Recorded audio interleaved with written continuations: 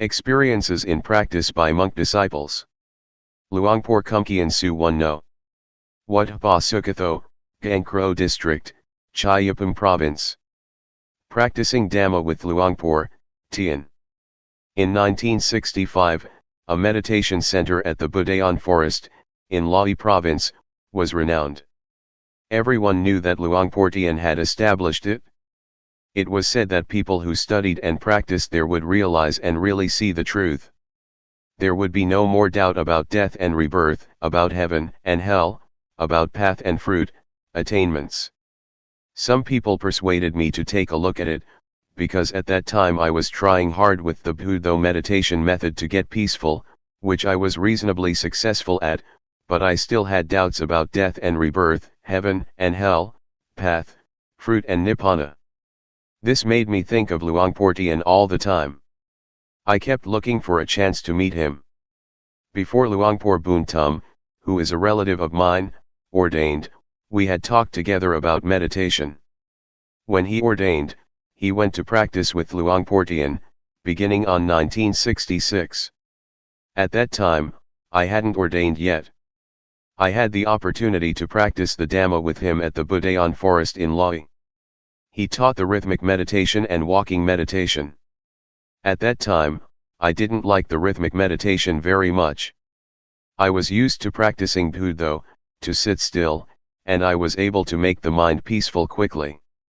But Luangpor taught not to go for peacefulness. He taught to be aware all the time, to know the movements while doing the rhythmic meditation and not to get caught up in peacefulness. It was opposite to the method that I had been doing. Sometimes, I didn't feel like doing it. There was lots of resistance in the mind. Luangpor explained and showed me how to do it.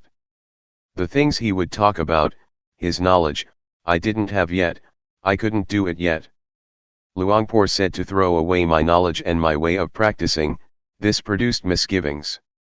Sometimes he talked in a challenging way, saying, "How much money did you get a month, when you were working?"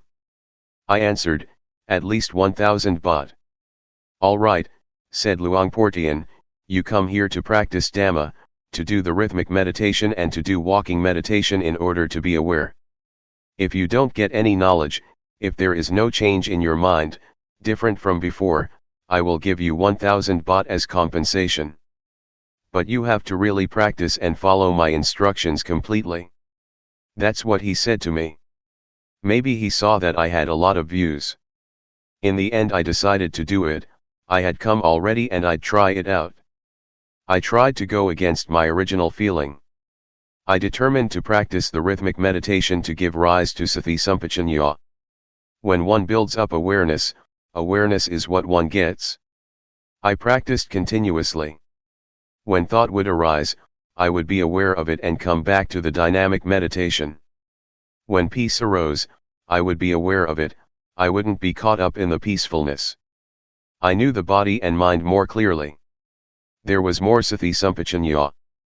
I could keep up with the movements of the body and I could keep up with the mind thinking. Wisdom knowledge arose, I knew rupanama, I knew the body and the mind according to reality, in levels within the basic stage of materiality mentality. There was a shift in the mind, different from before. Doubt disappeared. I understood the difference between tranquility meditation and insight meditation. About 60% of my suffering was gone. I felt very confident in Luangpor Teean's teaching. My previous knowledge just melted away. I used to study magic and superstition. I saw that that was just convention. The rites and rituals that I used to perform I could give up, just like that. I felt confident in what I was doing. I understood what merit and evil are. I understood about heaven and hell. I understood religion and Buddhism. It was as if I was carrying 100 kilos and 60 kilos dropped off me when wisdom knowledge arose. Practicing only that much and I felt so much lighter. What would happen if I were to practice some more? I really had a lot of confidence in this method of using movements in order to develop awareness. Luangpor pointed out the levels of practice.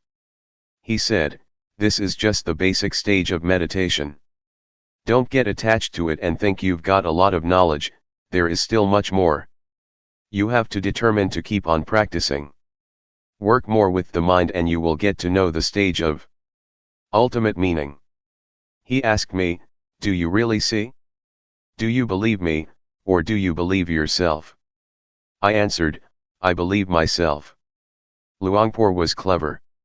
He taught to see the reality of life. Everyone must see like this in order for it to be right. I didn't have to look for a teacher anymore because I got the most perfect lesson in my life from a teacher who couldn't read or write. Luangpor Teean's conduct. In the year 1966, Luangpor still couldn't read Thai, he could only read Lao. He couldn't write Thai but he was diligent, both in training to read and to write, as well as in teaching disciples. I've helped him with reading many times.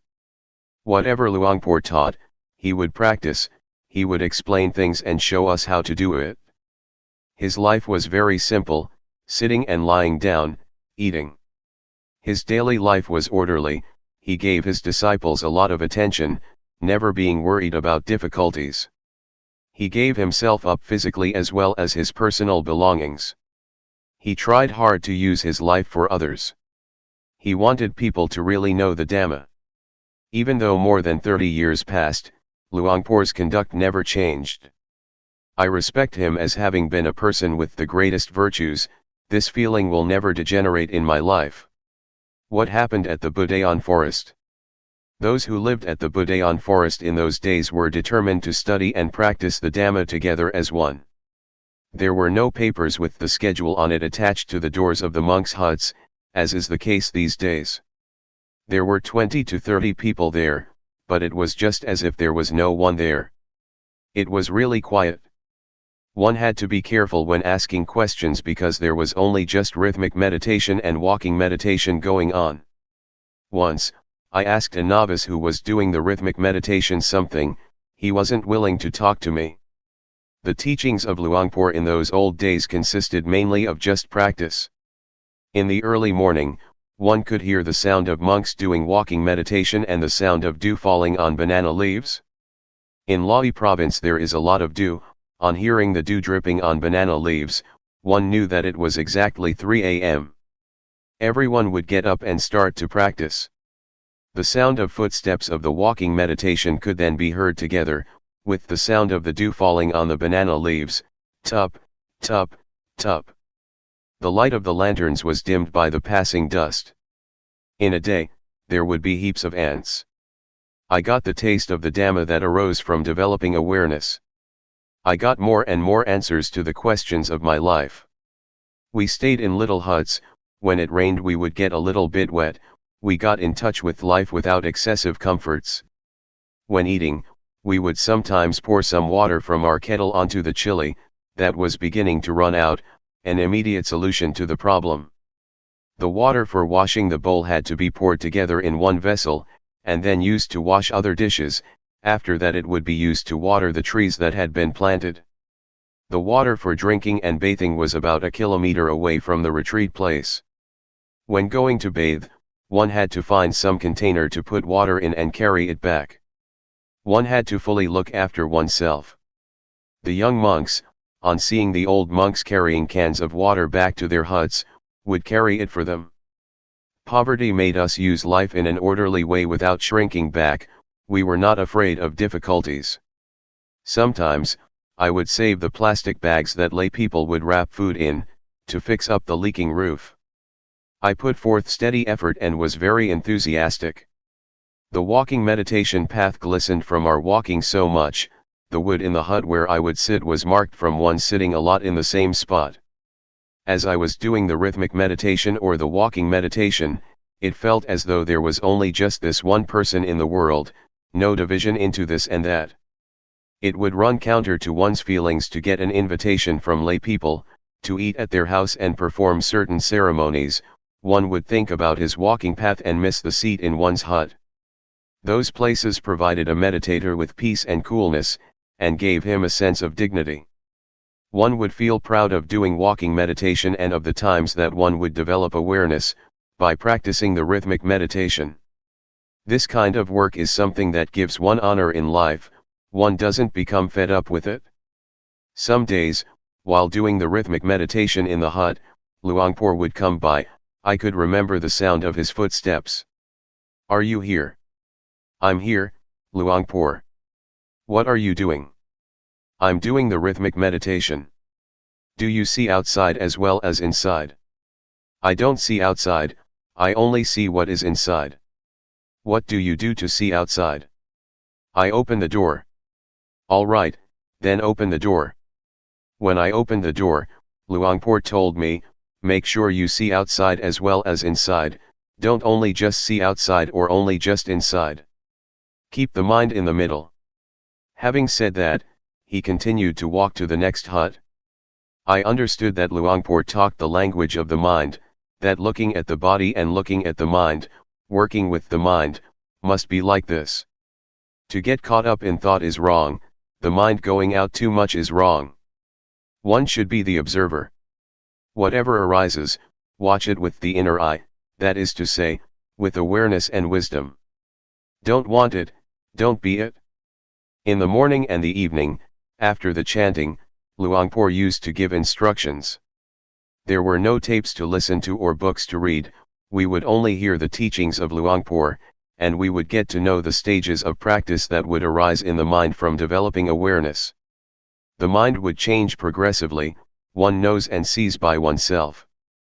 The words of Luangpor, in Dhamma language, that point things out, together with his diligent practice, made us realize that it is possible to understand, find, and see the Dhamma. It can be done. One can be liberated. The short interviews were not just thought-out questions, it was coming from experience, the results of meditation. It had nothing to do with reflections or analyses through reasoning. Rather, it is a fixed law of nature that exists already. It starts with rupanama, real things that actually exist. One gets energized continuously until there is not more ground for suffering to arise. There is not self anywhere. Luangpor taught just this. He pointed it out clearly, just as if he would take us by the hand, not letting us think and guess about it. When suffering doesn't have a base, it dries up, it doesn't sprout anymore. When the end of suffering is reached, there is nothing further to do. It is called according to reality, the remainder-less extinction of Namarupa. I'm not sure whether this is in the scriptures or not, I'm talking according to actuality. It cannot be termed otherwise. Luangpor's teachings pointed this out crystal clear. It's not that he just taught in order for us to understand intellectually. He taught to be. For example, a leech that sucks out blood. We didn't see it before, but when conditions are such that it drops off, we see it and we feel disgusted. But when the leech was stuck to us, we didn't know. This is similar to defilements in the mind. We give them the free hand as long as we don't know and understand. When we know, see, and understand them, they slip off. We feel in the same way as with the leech. When we are disgusted, we know, and then there is no need to ask anyone. Our lives come to an end at this point. We begin to study and practice the Dhamma with the form of rhythmic movements and walking meditation, developing awareness. I don't know whether other forms or methods are like this, also. I hold to this principle of developing awareness, using movements. Luangpor is my teacher. Whether this method can be found in the scriptures or not, may those who are intelligent reflect on it by themselves. What I've been writing so far is only just a small part, there is still much more, but it is not appropriate to say too much at this time. I guarantee that one day, if you have time to do the rhythmic meditation and develop awareness through walking meditation, Looking at the bodily movements and the thoughts in the mind, knowing them in time, able to chase and catch them, your existing problems and condition will confess and surrender because there is evidence. Those things will no longer harm you. You will become free. Life will be deathless, beyond birth, old age, sickness and death. The teachings of Luangpor spread gradually and continuously, until they reached the capital and went abroad. As long as there are human beings on this planet, of whatever nationality, if one studies one will find it just the same. I invite you to go ahead and study, whether you can read and write or not is not important. When Luangpor was very sick, he still kept teaching. He really dedicated his life to others. At the time that Luangpor had not yet ordained, he tried his best to let everyone see what he had discovered. I have spent a rains retreat at his home village. The old people there, as well as the young, told me about it. Not only that, but I've seen small well-built huts, 20 or 30 of them, built with his own money, so that people could practice. Also the food, which he would take care of by himself. When Luangpor was still a layman, he was rich and held a good position. He was an important trader in Chiang Khon district, Lae province. He had a big steamboat to take goods along the Mekong River. He would go as far up as Luang Prabang, Laos, and as far down as Nakhon Phanom, Thailand. In those days, one could freely trade between Laos and Thailand. On both sides of the river, people knew Nai Hoi, the trader, Portian. His real name was not Teean, it was Pun, but it was a tradition of people around there to call people according to their firstborn child. People thought it offensive to call someone directly by one's name. If we would call him Luangpor Pun, those people would take that to be a lack of respect. When Luangpor was a layman, many people respected and obeyed him. He was the headman of the village, and he used to be the leader in merit-making ceremonies. He offered enough money to build a whole temple. There are many things about him that haven't been mentioned. I don't mean to boast with these things. He was just an ordinary person like us, but he was someone who was able to discover the truth in this time and age. We should take him as our example. Before practicing with Luangpor, he would say that he used to make merit, ordained, performed the robe offering ceremony, built a ceremonial hall and did everything that is considered meritorious, but he didn't get to know the Dhamma that way. This made me think, hey, I didn't do as many meritorious things as Luangpor, I probably don't have a chance to know and see the Dhamma. But, in fact, it is not like that. Rich people as well as poor people can know, if one really practices and experiences bare and full awareness for a long enough period. Luangpor has been insisting on this all the way through. He challenged everyone and encouraged them to try it out and verify it for themselves. I would like to say that the reason I am a disciple of Luangpor is not because of his biography, not because of his external behavior, not because of hearing his words, or because of what people said about him. But it was because I tried out the method of developing awareness by using movements, and many, many results followed, until, in the end, there was nothing left of the word suffering. This was because of practicing according to Luangpor Teean's method. It is his teaching, to say that it is the method that the Buddha teaches is not incorrect. I'm not praising Luangpor Teean. I'm not bragging. I'm talking about what is practical, what is possible, what can be done in this lifetime. One doesn't have to wait for death, everyone can do it, can have it, can be it. Luangpor Teean is my teacher. I have followed everything he taught me, rhythmic and walking meditation, in order to generate awareness, to see the movements of the body with awareness, and to see thoughts in the mind with awareness, and to be the watcher of these two natural phenomena. Awareness and realization are the inner eye, they are the witness to the body and the mind, until one sees these two natural phenomena, and one gets the insight that they are only just material and mental things. They are not any self, they are just nature. Having seen it, one really knows that they are just rupa and nama, one knows how to deal with them and the problem is finished. One is beyond them. Next, Luangpor teaches to look at the suffering that is associated with rupa and nama. We look at materiality first, which is rupa dhamma. When we look at it with awareness, we see that it is a heap or a mass of suffering. We breathe to relieve suffering, we eat to extinguish suffering. When standing, sitting, walking and lying down we change position in order not to have suffering. Then, we see rupa disease. We must find a way to solve sickness and pain. The suffering of the body can only be remedied, it cannot be abandoned. If there is no remedy, that's the end of it, that is what rupa dhamma is like. As for nama dhamma, it can be realized. We watch the states of the mind, just as if we're sitting in a room that has windows, whatever arises, we see immediately.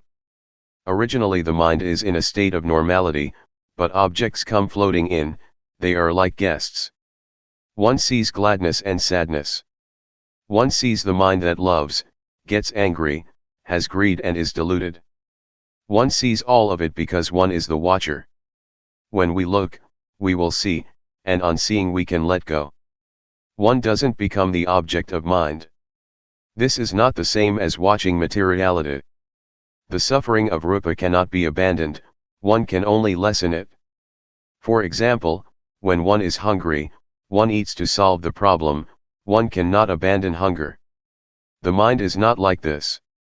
The things in the mind can be completely abandoned, one can let go once and be rid of things for the rest of one's life, until there is no more birth, old age, sickness, and death. If we put our attention on the right spot, it is not difficult. It is just like a key that fits its lock. One can unlock it right away without wasting time. The principles of the four foundations of awareness can be compared to a key or to a perfect vehicle that one uses for traveling. One passes through continuously. The body, feelings, mind states, and objects of mind are stations that detain us human beings. It is hard to be free from them. But if we develop the foundations of awareness a lot, and put our body, feelings, mind, and mind objects in the boxing ring, awareness will be the champion. It will conquer constantly because the body, feelings, mind, and mind objects are not any self, they will have to confess and surrender to awareness.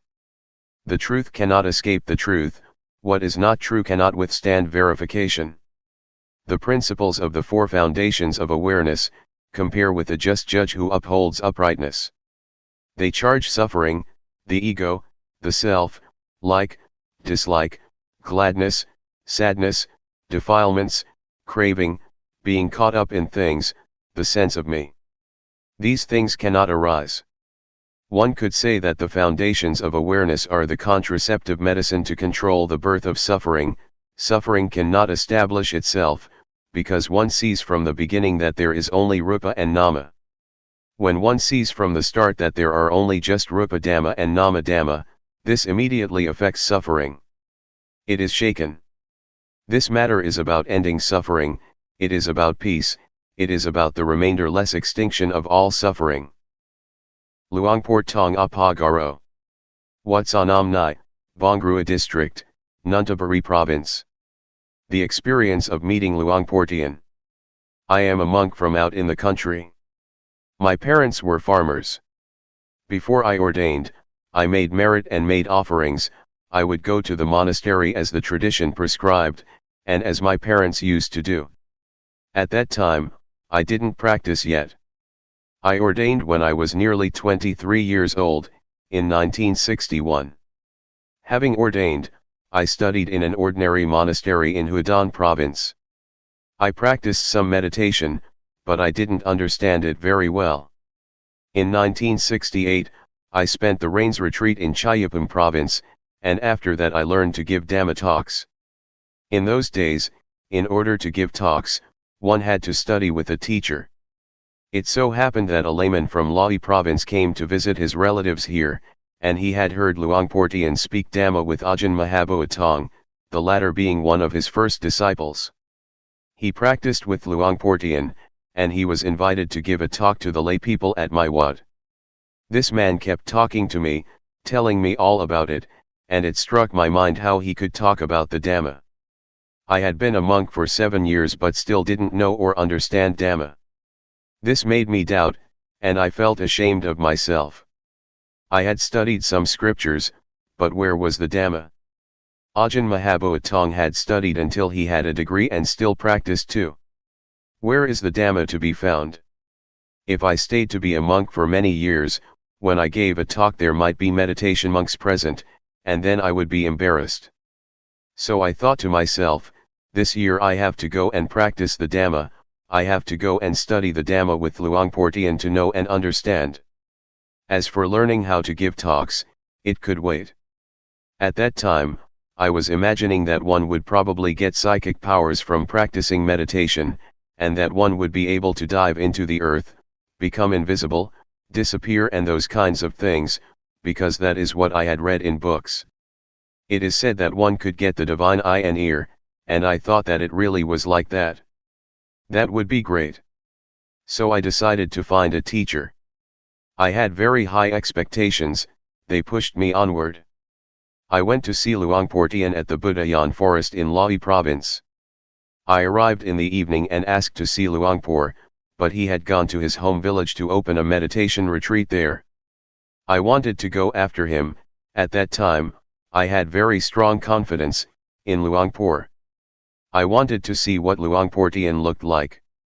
However, the monks told me to spend the night there first, and the next day they would take me to him. I agreed. I had a talk with Ajahn Mahabhotong but I was still thinking that I wanted to see Luangpor Teean. The next morning we set out to find Luangpor Teean at Bohom village. We arrived around 10 o'clock in the morning. I paid my respects to him, and he asked me, "Where do you come from?" I told him that I ordained at my home village in Udon Thani province and that I had been studying for 7 years. I told him about my doubts and that I wanted to practice the Dhamma with him. He didn't say much. He asked, "Are you really interested?" I said yes. He asked, "Are you going to practice sincerely?" I said yes. He said, "Practicing Dhamma is easy. There is no need for ceremonies and rituals." I liked that. I had already decided that if he told me to recite rising falling, I wouldn't do it, because I found it was embarrassing. But he was talking about practicing in a simple way, being at ease, using movements. No need to close the eyes while sitting, raising the hand, lowering the hand, making movements. Hey, that sounds simple. He showed me how to do it, and I followed him. When I was able to do it, he let me do it by myself. I felt a bit embarrassed at first. I am someone who easily feels ashamed. He told me to stay alone in a hut. I practiced alone at Bohom village for as long as 15 days, but I still didn't understand. After that, I practiced at the Budayan forest for about a month. Luangpor came to see me every day, 2 or 3 times. He would ask me with a few words about whether I understood or not. I didn't. Later on, one day, after the chanting, I sat chatting with Luangpor and Ajahn Mahabhotong. I told him that I would probably not understand if I practice like this. I had been ordained for 7 years and still didn't know, still didn't understand. Luangpor asked me if I understood Rupanama yet. No. I asked Luangpor if I could practice intensively for a while, which means not to go for the chanting, not to go on alms round and just practice by myself in my hut. Would Luangpor allow me to do that? Luangpor said, nobody has ever done that before. He thought and talked for a while and then agreed. It was decided. As for the food, it was up to Luangpor to tell a layman to bring it over to the hut. I practiced intensively for about a week and I understood, it was just basic understanding. At first I didn't see Rupanama, but later I did, I understood. Altogether, it took me about a month. Now I understood the meaning of ordination, even though I had been a monk for 7 years. I didn't know before, I just studied from books. Before, I just shaved my head and wore the brown robe without understanding anything about the way of life of a monk. Understanding arose as I was doing the rhythmic meditation, raising the hand, I was aware and knowledge arose. I knew without anyone telling me. What I knew, I had never heard and had never read in any book. Knowledge and understanding arose by itself. I saw Rupa and Nama. I saw Rupa Dhamma and Nama Dhamma, I saw Rupa disease and Nama disease, I saw convention. I saw impermanence, instability, and non-selfhood. I saw evil and merit. I saw religion and Buddhism. I saw until the end. I knew all this in an instant. This is the basic stage. I knew this after having practiced intensively for 7 days, but altogether I had been practicing exactly 1 month. I knew Rupanama. I knew many things. It was the knowledge that comes from the defilements due to insight, it is the knowledge of analytical knowledge. Luangpor had a way of teaching, but I didn't know it. Even while doing walking meditation, there were things in my mind. I was thinking about my father. I have been an orphan since I was 5 or 6 years old. My mother looked after me. I thought about my father. He was someone who didn't know anything. He didn't know why he was born, he didn't know and see himself. But I couldn't help him. I could only do something about myself. The next morning, Luangpor told me to stop the intensive practice. He was afraid others would want to follow my example. It would not be fair if he didn't allow others to do it also, if they asked to do so. That's what he said. No one had done this before, one would just practice continuously, working at the same time. There was no intensive practice. He told me to stop, so I stopped. Yet in my mind, I still wanted to continue practicing alone. But out of respect, I stopped. Whatever he said, one had to follow it. When I was first practicing, he didn't let me look at thought, until I had stopped for 4 or 5 days. At that time, I threw myself into it. It was powerful, I was caught up in analytical knowledge and joy. I was bold, I wanted to be alone. I was not afraid to have a Dhamma discussion with anyone, no matter how many degrees he might have. I knew the matter of materiality mentality well. I had never experienced something like this in my life. This is the way it is. The Buddha teaches what it means to be a monk. Even though one has ordained and studied, if one doesn't practice this, if one doesn't know and understand like this, it can be taken that one hasn't ordained as a Buddhist monk. Before, when studying the scriptures, I thought that it was just a matter of the past in India. Luangpor asked me, when it is like this, can you go back home? I said, I can, I'm confident to speak with the teacher. My teacher had been a monk for over 10 years and had studied the Pali language, he was a preceptor and the head monk of the vicinity. He had a lot of theoretical knowledge. Luangpor wanted me to go and teach. I felt that there was something unfinished. At that time, I had only just started. Why did Luangpor say that? I guess he had a reason for it. Luangpor wanted me to talk with my parents and relatives, he wanted me to talk with them about my experience.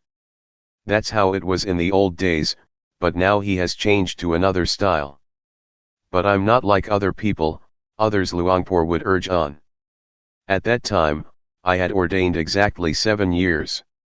Venerable Mahabodhi Tong was one of the first disciples, later Ajahn Kumkian, Ajahn Buntum and Ajahn Somai came, they followed each other closely. After this, Luangpor had me look at thought. When one first sets out to practice and one knows and understands materiality mentality, almost everyone gets caught up in analytical knowledge. Some people experience strong feelings of rapture, others don't.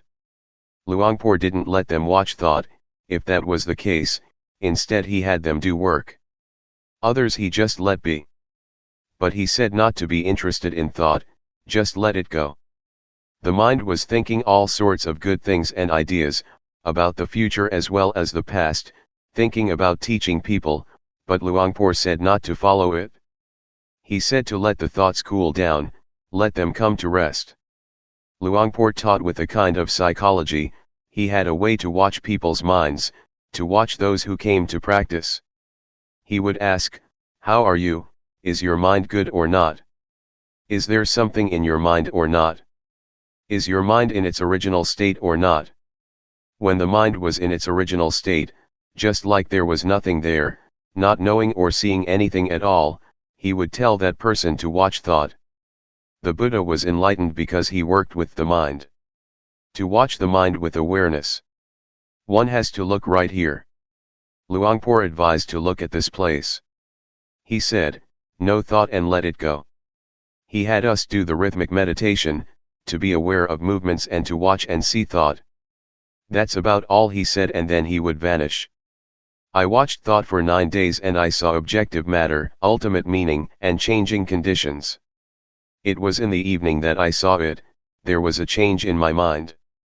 When I saw Rupanama there was another kind of change, but on seeing ultimate meaning, there was another change. I felt very confident at this point. I realized that I was a noble one. Being a noble one is to be found right here. It is not to do with shaving the head or wearing brown robes. I saw that it was right here. Luangpor taught whoever came to practice to look at the mind, to watch the various thoughts. When there is a change in the mind, everyone should know and see it. This was his method of teaching. He would ask the practitioners what they saw and understood. We would inform him that we knew or understood ultimate meaning or whatever it was. Formerly, I understood that in order to be a monk, a noble one had to shave the head, wear brown robes and stay at a monastery, but now, I understood that anyone can be a noble one, women as well as men. One can wear clothes of whatever color, one can have any nationality, speak whatever language or uphold any religion. This was not yet clear when I knew Rupanama. I understood it but not yet clearly, but on seeing ultimate meaning, awareness was more clear and I saw things that were more refined.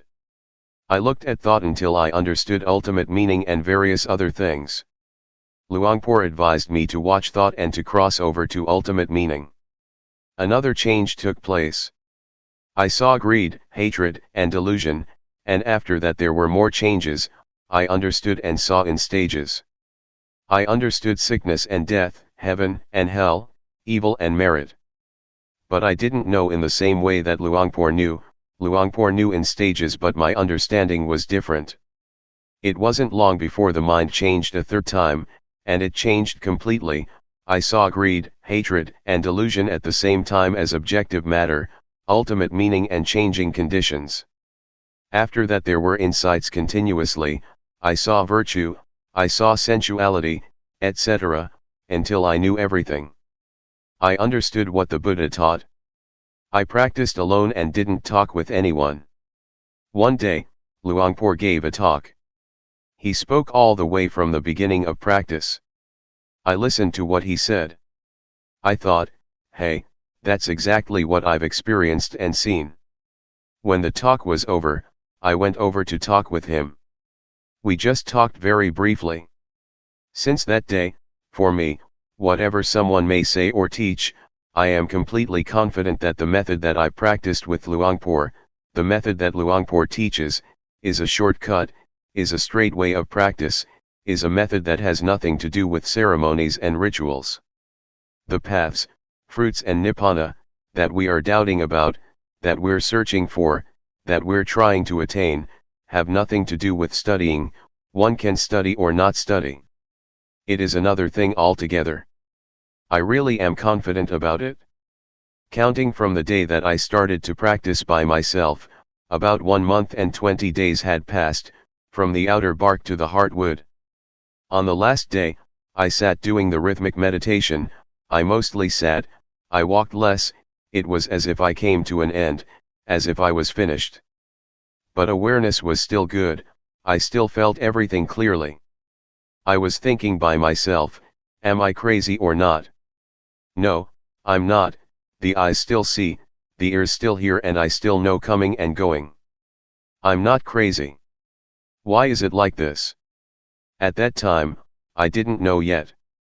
But when I knew, I realized, this is not wrong, this is really what the Buddha teaches. I went to talk with Luangpor and informed him that it was like this. He said, birth has ended, being has ended, the practice has finished. Luangpor used to say that, the Buddha cut his hair only once and that the Buddha kills people, but most of us don't understand these comparisons, we don't know what has been cut. But when I experienced it, I knew that things are like this. When I talked with Luangpor, we didn't talk very long, when I knew, he just let me go. During the last stage that I was watching thought, I looked at my mind changing continuously, in periods, in stages. But there must be an object to know. If one knows without an object to know, if one knows absent-mindedly, it shows that it is not right, it is still wrong. There must be an object constantly, one has to see constantly. I completely understood about the training in virtue, the higher training in virtue, the higher training of the mind and the higher training in wisdom. I knew all of it. But I cannot speak in the same way that Luangpor did. The way he used to talk was that things have to be like this and like that, but what I saw was more like an immediate liberation. Luangpor has another style. It goes in stages. My way is different. Altogether there were 5 shifts in the mind, it happened very quickly. With the last one, I knew the state of arising passing that Luangpor used to talk about. They say, the eye sees a form, it arises and passes. One hears, it arises and passes. Something comes in contact with the body, it arises and passes. This is what's in the scriptures, anyone can say it, but this has nothing to do with the state of arising passing. It is something different. I can really guarantee this method. At this time, with Luangpor having passed away, I can insist that the principles of the method that Luangpor teaches are right. If one really practices, one will get results, regardless of who it is, one can be ordained or not be ordained, it is not connected with having accumulated virtuous qualities in the past. It doesn't depend on anything. This is something different altogether. That's the way it is. Practicing intensively in order to be aware, these are just words. One keeps to oneself, one doesn't talk with anyone, one is alone in one's hut, practicing awareness will become more continuous. This is external practice that people can see, but if the internal awareness is continuous, then, even though one doesn't stay alone, it is also intensive practice. But it is difficult, it is not easy to be constantly aware all the time. But if one can do it, it is intensive practice. Some people can do it without difficulty, wherever one may be. Among 100 people, there may be 1 or 10 who can do it like that. At first, it is quite hard though, one cannot yet catch the awareness, and there are a lot of thoughts. Awareness can't stand up to the thinking, there is only little awareness. But when practicing for a long period of time, the awareness gradually increases. But at first, one sometimes feels disheartened, awareness arises with difficulty. When I first practiced with Luangpor, I sometimes did some walking outside the hut, but, later, when I practiced intensively by myself, I mostly was inside the hut and didn't go outside. I used the posture of sitting more than the posture of walking. One day, as I was sitting, practicing awareness, making movements in the sitting position, for one moment it was just as if things happened very fast, it was as though it happened in a flash, like a flash of lightning. To use Luangpor's expression, it was like a blink of the eye or a snap of the fingers. At that time, it was as if there was something heavy and I threw it off. I felt light. I knew I was light because I had never experienced this before. I felt that something was different. But there was awareness. It didn't go anywhere. I knew that there was lightness. Awareness was stable all the way through, even while being asleep, I knew. When awareness is perfected, dreams during sleep will become less or they might stop altogether. Ordinarily we think a lot, but when we develop awareness, thought becomes less and less. In the scriptures, it is said that noble ones, or those with awareness and wisdom, don't dream. This is talking according to the books. In the daytime we think and at night we dream. One knows one is dreaming, it is similar to thinking. One knows, sees, and understands it, and so one knows at the time that one is dreaming.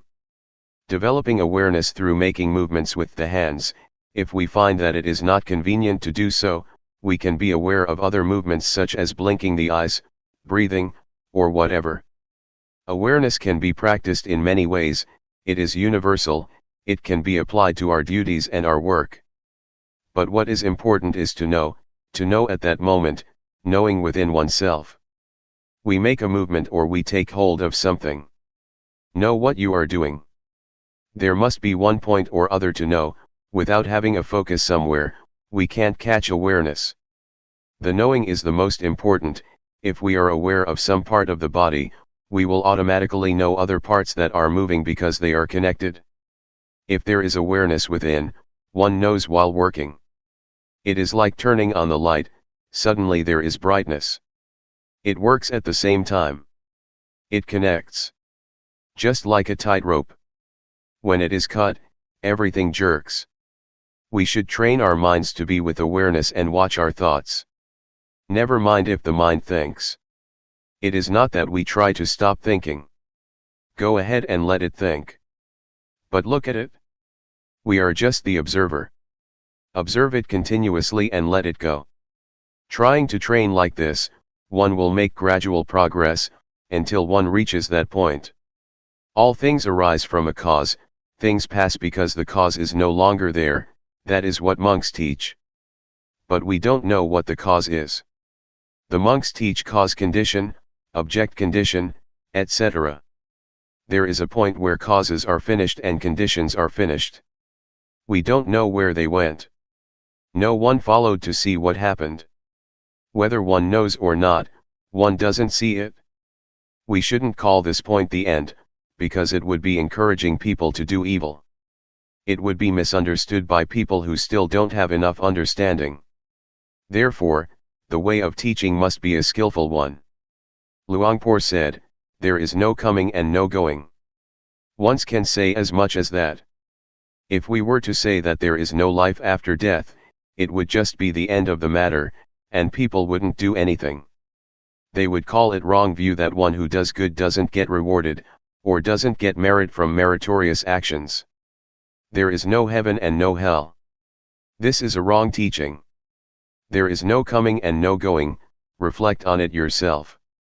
It's up to you to figure it out or not. Study it for yourself, know, and see, and be it for yourself. That is better than what someone else might say. When you are and have this knowledge, you will be at ease. Others may want to be reborn. That's their business, but we don't come from or go anywhere. We stay here. In reality, if we understood what the end of life really is, we would be at ease. Everything would be done easily and in comfort.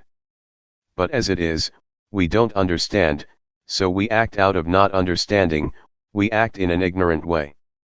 To act with knowledge is different. There are people who know, but people who don't know still don't know, even when they practice.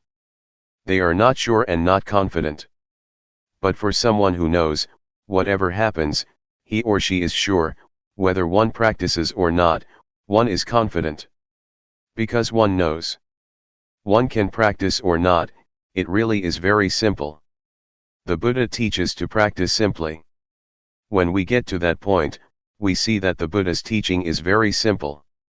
It is so simple that nothing remains to be said, or there is nothing left to teach. What is there to get? There is nothing to get. Putting it simply, the Buddha teaches to stop, doesn't he? He teaches people to stop. But we don't stop. We're not willing to stop. When we stop, it will be finished, there is nothing. But the body still goes on living, one still eats, one still does various duties and practices, the body still moves. But inside, there is stillness, there is not wanting, there is coolness. It has stopped, it is enough. We could talk in terms of path, fruit, and nibbana, or whatever. There is not birth, there is not death, there is not aging, there is not sickness, there is not going, there is not coming. These words are convention, words spread out and enlarge. So, may all of you be able to train yourselves and prepare yourselves. Try to let appear that which exists already, and when the time comes that the breath stops, it will really be very easy. Ajahn da Sammakatho.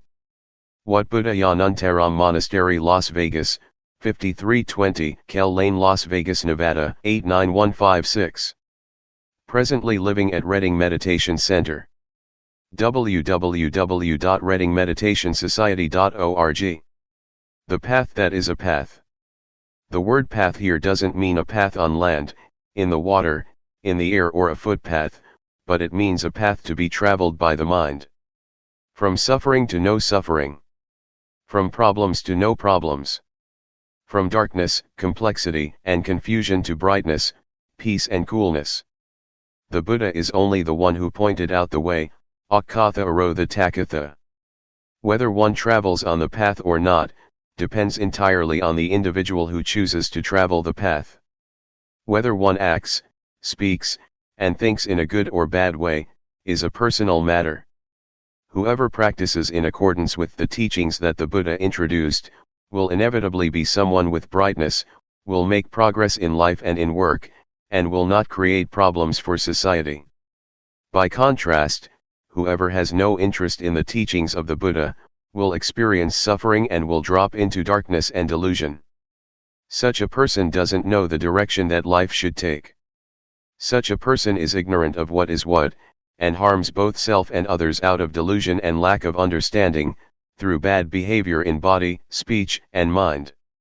Such a person is under the influence of greed, hatred, and delusion. Described in the biography of the Buddha, as well as before the time of the Buddha, some practiced physical torment of self, and it was widely believed that the 7 or 8 absorptions were the highest of attainments. The Buddha saw that such was not the way to completely escape suffering, it is just a way to temporarily become peaceful or to subdue oneself, like putting a rock on top of the grass. The Buddha rejected those methods, and sought the way out by working with the mind. He continually observed with awareness the conditions that, without pause, arose in the mind, changed and passed away. This caused him to realize the truth, he found the answer to everything, he was the perfect Buddha. He knew right as well as wrong. In sum, the Buddha searched for 6 years to find a way out, through all the various methods that existed in those days, were all just deluded ways, wrong ways, closed ways. They were dead ends, they were paths that are not paths. Awareness to continually watch the movements of body and mind, in accordance with the form of the 4 foundations of awareness, highlights the importance of the section, in that sutta, which stresses, 1. The postures and, 2. Sampajanya, or awareness directed towards the body. It is the means to access and come into contact with the basic objects of insight meditation, that is to say, to know rupanama, rupa-doing, nama-doing, rupa-disease, nama-disease, impermanence, instability, non-selfhood, convention, religion, evil, and merit. This is the initial stage for the practitioner. To know and experience these phenomena is to enter the highway of the Dhamma, and at the same time it is an arrow that points to the final destination, the end of the end, or the end of suffering, which is the highest goal of life. When we have reached it, we will have answers to everything. When knowing and seeing the truth, according to the way things are in reality, the mind begins to change from one thing to another, through the power of ultimate truth. Previous behavior and tendencies get reformed, and, at the same time, that which is really true in life becomes manifest, one loses one's naive beliefs about, for example, ghosts and angels, lucky omens, heaven and hell. One starts a new life, right there, at that point. Just that little bit of awareness is the vehicle that leads life to the end of all suffering. When life reaches the end of the end, it is as if one lives in a new world. It is a world of spiritual freedom, safe from spiritual suffering, it is a safe and peaceful realm. Life that has come in touch with the highest truth in Buddhism, will be established in the now, and it will be very simple.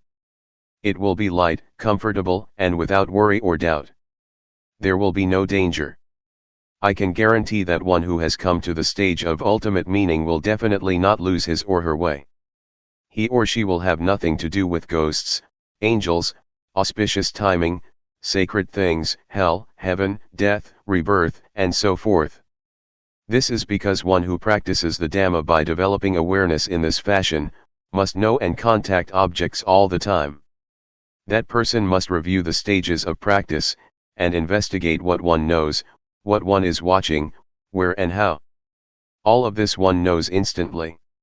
It is said that the truth will not leave someone who is real, and, in the same way, someone who is real will not discard the truth.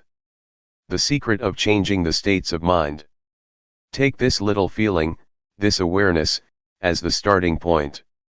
Know when a thought pops up in the mind. Just know indifferently, know it, and let it pass. There is not need to pull the mind back, and do not let the thought pull you away. Awareness does its duty of watching by itself. When awareness keeps a close and careful watch, the observer and the observed are separated things, and one doesn't get entangled in thought. There will only be pure awareness in the present. At the moment that there is not greed, hatred, or delusion mixed up with the feeling, one will automatically know from deep within the mind that, a change in the mind has clearly taken place. And in the end of the end, that small awareness will have become, a hidden power, in each and every posture. We know Luangpor Teean from meeting and talking with him, from reading his books, from what others have said about him and from practicing. But I know him as the one who gave me a new life. The principles for conducting one's life in a simple, light, and comfortable way, without worry, were passed on to me from experience gained, when I was close to Luangpor, continuously and for a long period of time. I have spent 6 rains retreats with him. I used to think, in those days, that I would stick with him forever. To get a new life is like reliving life anew, or one could say that it is dying and being born again.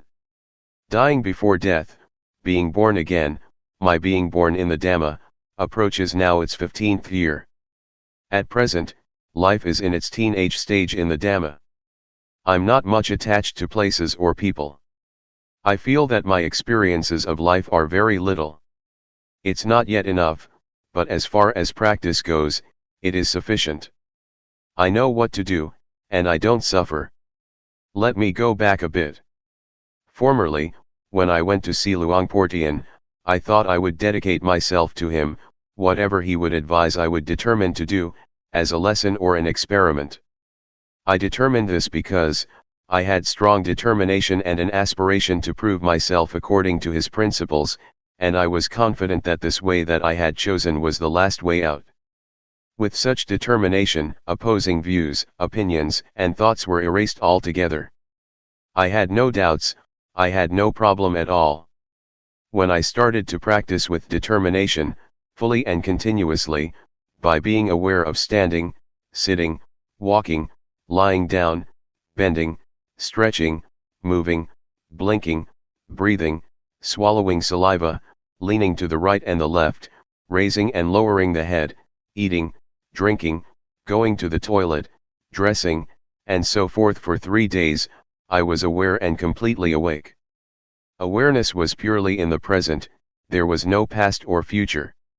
Materiality and mentality appeared clearly and cut off doubt. I saw Rupa as Rupa, and Nama as Nama. On seeing it, doubts disappeared. I won't talk about my personal knowledge, but I'll say something directly about the principles, that are the technique of practice. To practice intensively, alone in one's room, is a wonderful opportunity for someone who is seeking a way out for oneself, and it presents an opportunity, for those who are keen on this way of practice, for those who are real, and for those who are genuinely determined, and who practice sincerely, to really prove this style of practice. One can choose this solitary practice for either 7 days, 15 days, 3 months, 1 year, or 3 years. Those who volunteer to practice can choose according to what is suitable for oneself. One should stay alone and keep silent in one's hut or whatever place it may be. A monk or teacher would advise one in developing awareness and could be consulted. He or she is a friend to help the practitioner to really go for it, without having to do anything else. Just to work with the mind, to observe oneself, to be with oneself. To be determined to just watch over the movements of body and mind, all the time. Not to read books, not to receive or write letters, to be cut off from the external world temporarily, just for the time that one is practicing intensively. Every day, someone would bring food over once or twice a day, depending on what one agrees on with the teacher. The teacher, who is like a good friend, would pay close attention to the practitioner, and advise or warn him or her when necessary. Things can be discussed with the teacher, and problems or obstacles can be overcome that way. When one practices, results will appear by themselves.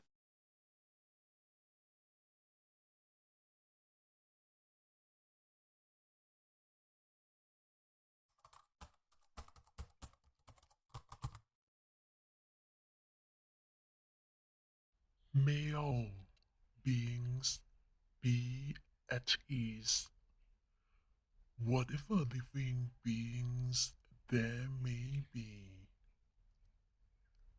whether they are weak or strong, omitting none, the great or the mighty, medium, short or small, the seen and the unseen, those living near and far away, those born and to be born. May all beings be